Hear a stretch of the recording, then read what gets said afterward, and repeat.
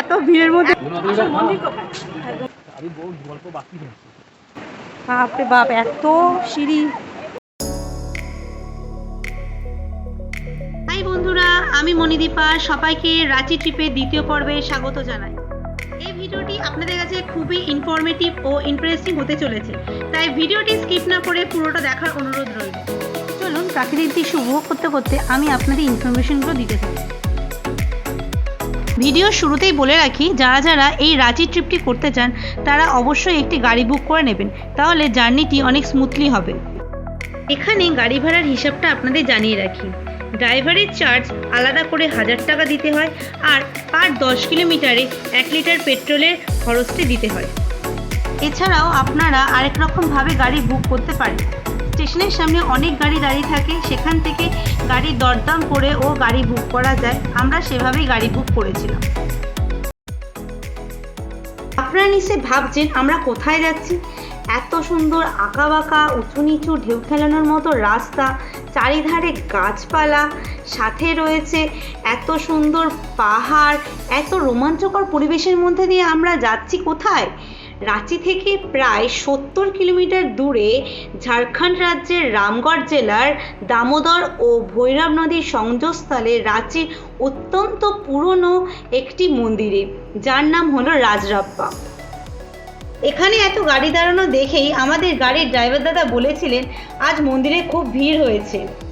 এখানে এসে এও জানতে পারলাম মকর সংক্রান্তি ও বিজয়া দশমীর দিন এখানে মেলার আয়োজন করা হয়, আর আমরা এসেছি ঠিক দশমীর ঠিক 2 দিন পরে। এখানে যদি প্রচুর ভিড় হয় তাহলে মন্দিরের অনেক আগে গাড়ি পার্কিং করতে হয়, তাই জন্য আমাদের মন্দিরের অনেক আগেই নামিয়ে দিয়েছিল। এই সোজা রাস্তা দিয়ে হেঁটে গেলে মন্দির যেতে লাগবে 10 মিনিট। ভাবছেন তো, যদি বয়স্ক মানুষরা থাকে তাহলে কি করবেন? চিন্তা করবেন না। যদি আপনারাও এইরকম পরিস্থিতির সম্মুখীন হন তাহলে একটু খেয়াল রাখবেন, এখান দিয়ে ফাঁকা অটো যায়, তাদেরকে বলবেন তারা মন্দিরের সামনে নামিয়ে দেবে। তারা হয়তো পার হেড 20 টাকা করে নেবে। অবশেষে এসে পৌঁছালাম মা চিন্নমাস্তা মন্দিরের গেটের সামনে। এই মন্দিরের দরজা খোলা হয় ভোর 3টের সময় ও বিকেল 5টার সময় মন্দিরের গেট বন্ধ করে দেওয়া হয়। মন্দিরের ভেতরে কতটা লাইন হয়েছে তা দেখার জন্য খুব কৌতূহল হলো, তাই মন্দিরের গেটের সামনের দিকে এগিয়ে গিয়ে দেখি যদি মূল মন্দিরে প্রবেশ করতে হয় তাহলে মহাভারতের চক্রব্যূহের মতো বাঁশের ব্যারিকেডের লাইন দিতে হবে। তাই আমরা এই বড় লম্বা লাইনে না দাঁড়িয়ে আশেপাশের মন্দিরে ঘুরে দেখলাম। আশেপাশের মন্দিরে রয়েছে বিষ্ণু মন্দির, সূর্য মন্দির, শিব মন্দির। দশ মহাবিদ্যার সনাতন ধর্মে দেবী পার্বতীর 10টি স্বরূপ।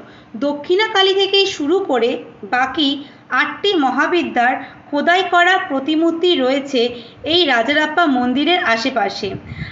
আমার সাথে সাথে আপনারাও এই মন্দির দর্শন করে নিন, আর আমাকে অবশ্যই কমেন্টে জানাবেন আপনার এই মন্দির দর্শন করে কেমন লাগলো।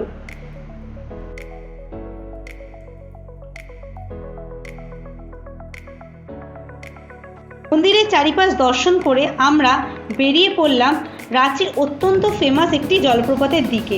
চলুন দেখা যাক সেই জলপ্রপাতটি। সেই জলপ্রপাতে যেতে গেলে এই ব্রিজটি পড়ে, যা আমার চোখে অসাধারণ লেগেছে। আপনাদের কেমন লাগলো সেটি আপনারা অবশ্যই আমাকে জানাবেন। আমরা এখন ঢুকছি রাঁচির উচ্চতম জলপ্রপাত হুড্রু জলপ্রপাতে। এখানে পার্কিংয়ের জন্য 30 টাকা ও পার হেড 10 টাকা করে টিকিট লাগে। এই জলপ্রপাতটি ওপর থেকে দেখতেও অসাধারণ লাগছিল।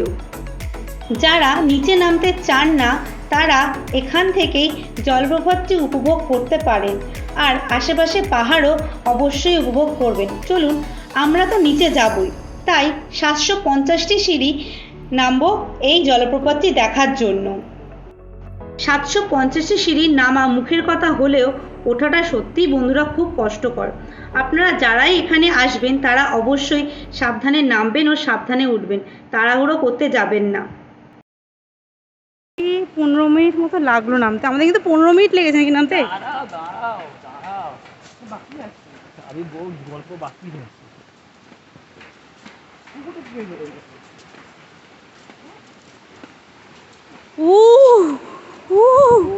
কি ভাল লাগছে। যারা এই হুড্রু ফলসে আসবেন তারা কিন্তু অবশ্যই এটিকে মিস করবেন না। অতি কষ্ট করে হলেও একবার নিচে নেমে এই প্রাকৃতিক দৃশ্য উপভোগ করবেন, না হলে কিন্তু অনেক কিছু মিস করে যাবেন। আমি কিন্তু এটা ভাষায় বলে বোঝাতে পারবো না যে কত সুন্দর জিনিস আমরা দেখলাম নিজের চোখে। সেদিন আমরা লাঞ্চ করেছিলাম হুড্রু ফলসে টিকিট কাউন্টারের ঠিক পাশের হোটেলে।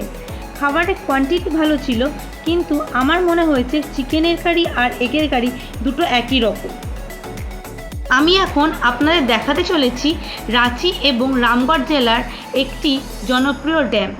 যদিও রাঁচি শহরে প্রচুর ড্যাম আছে, যা এখানকার বাসিন্দাদের পানীয় জলের প্রয়োজনীয়তা দূর করে এবং অন্যান্য কাজেও ব্যবহার করা হয়। আমরা এখন যে ড্যামটি ভিজিট করব সেটি হলো গেটালসুদ ড্যাম। আপনারা দেখতেই পাচ্ছেন এই ড্যামটি সুবর্ণরেখা নদীর ওপর নির্মিত।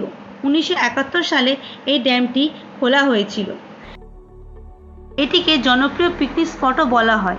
চারিপাশে পরিবেশ খুবই সুন্দর, কিন্তু জায়গাটা আজকে যদি পরিষ্কার থাকতো তাহলে খুব ভালো লাগতো, কারণ চারিপাশে প্রচুর প্লাস্টিক পড়ে আছে। কিন্তু এগুলো মানুষদেরই সচেতন থাকা দরকার, তাহলে এই দূষণ থেকে আমরা বেরিয়ে আসতে পারবো।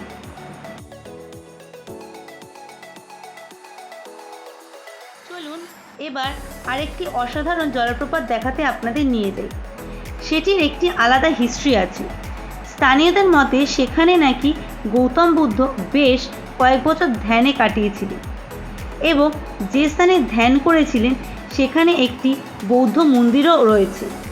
আপনারা অনেকেই বুঝে গেছেন আমি এখন কোথায় যাচ্ছি। হ্যাঁ, অনেকে ঠিকই ধরেছেন, আমি এখন যাচ্ছি গৌতম ধারা বা জোনা ফলসে। এখানে প্রায় কম বেশি 550টি সিঁড়ি রয়েছে। হুড্রু ফলসের থেকে জোনা ফলসে সিঁড়ির সংখ্যা কম হলেও এখানকার সিঁড়িগুলি প্রচণ্ড স্ট্রিক্ট ছিল।